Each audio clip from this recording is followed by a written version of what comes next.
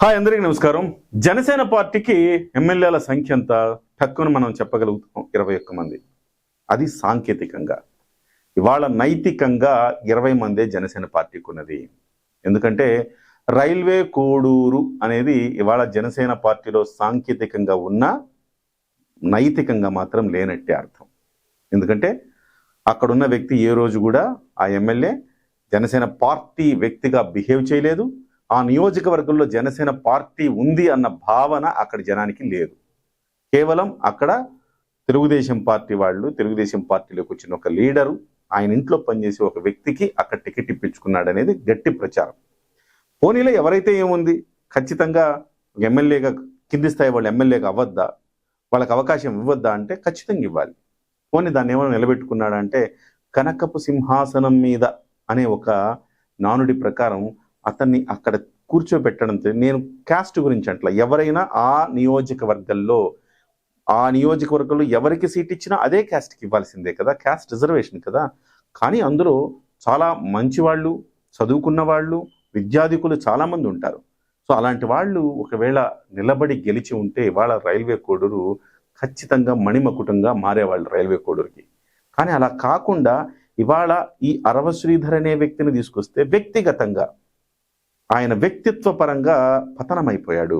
తాజాగా మరొక 2-3 వీడియోలు సోషల్ మీడియాలో హల్చల్ చేస్తూ ఉన్నాయి. ఆ వీడియోల్లో ముస్లిం మహిళల పట్ల అతను మాట్లాడిన మాటల్ని సభ్య సమాజం జీర్ణించుకోలేకపోతోంది. సో చాలా తప్పుగా ఆయన మాట్లాడారు. సో ఇలాంటివన్నీ కూడా గతంలో ఆయన ఒక మహిళతో సంబంధాలు పెట్టుకున్నారు. ఆ మహిళ మళ్ళీ ఇలాంటి వీడియోలన్నీ రిలీజ్ చేసింది. మొత్తం మీద భ్రష్టు పట్టించడం ఎంత పట్టించాలో అంతకు మించి భ్రష్టు పట్టించేస్తారు అక్కడ పార్టీని. ఇప్పుడు పార్టీ కర్తవ్యం ఏంటి, కిమ్ కర్తవ్యం ఏమిటి? అక్కడ ఇప్పుడు పార్టీ గత 2 ఏళ్లుగా లేనట్టుగా ఇవాళ పార్టీ ఇవాళ చాలా యాక్టివ్గా ఉంది. సభ్యత్వాలు 22 లక్షల మంది సభ్యత్వాలు చేసుకున్నారు. పవన్ కళ్యాణ్ గారి స్పీచ్తో మరింత బూస్ట్ ఇచ్చినట్టయింది. అందరికీ కథన రంగంలోకి ఉరికే సైనికుల్లా ఉన్నారు. ఈ దశలో ప్రతి నియోజకవర్గానికి ఇన్ఛార్జీలను, రకరకాల కమిటీలను వేయడానికి కసరత్తు జరుగుతోంది. స్వయంగా పవన్ కళ్యాణ్ గారు అందులో కూర్చుంటున్నారు.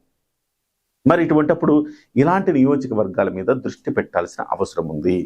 ఇప్పుడు రైల్వే కోడూరుని మళ్ళీ దాన్ని రిపేర్ చేయాలి.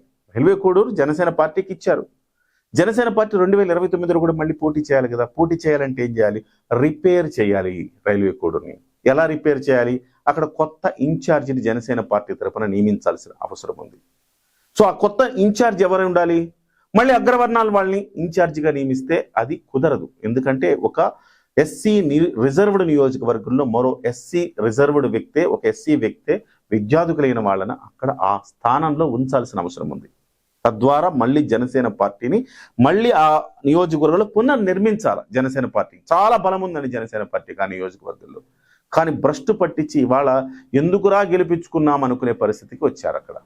సో దీన్ని మార్చాలంటే మరొక వ్యక్తి కావాలి. అట్లా కాకుండా మళ్ళీ మనం రోడ్డు మీద గడిపడేసి ఆడాలని కొట్టేసిన వాళ్ళకి, సో వల్గర్గా బిహేవ్ చేస్తున్న వాళ్ళకి మనం మళ్ళీ ఇన్ఛార్జ్గా ఇచ్చామనుకోండి, మళ్ళీ ఏం పెద్ద మార్పేం ఉండదు.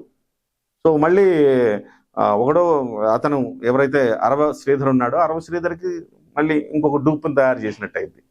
కాబట్టి దీని మీద జనసేన పార్టీ చాలా సీరియస్గా తీసుకోవాలి. ఇలాంటి నియోజకవర్గాలు కొన్ని ఉన్నాయి.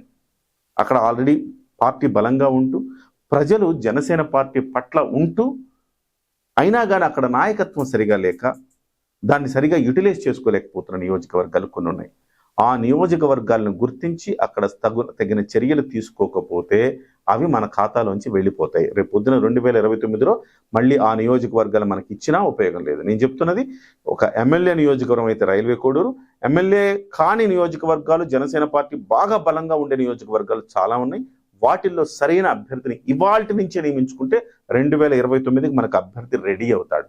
సో ఆ రకంగా అభ్యర్థి రెడీ అయ్యేలాగా ఒక ఎస్సీ వ్యక్తిని ఎంచుకొని, సరైన సమర్థుడిని ఎంచుకుని ఆ నియోజకవర్గంలో, రైల్వే కోడూరు నియోజకవర్గంలో వేయాల్సిన బాధ్యత ఉంది. ఆ రకమైన దిశలో జనసేన పార్టీ ఆలోచిస్తుందో లేదా చూడాలి.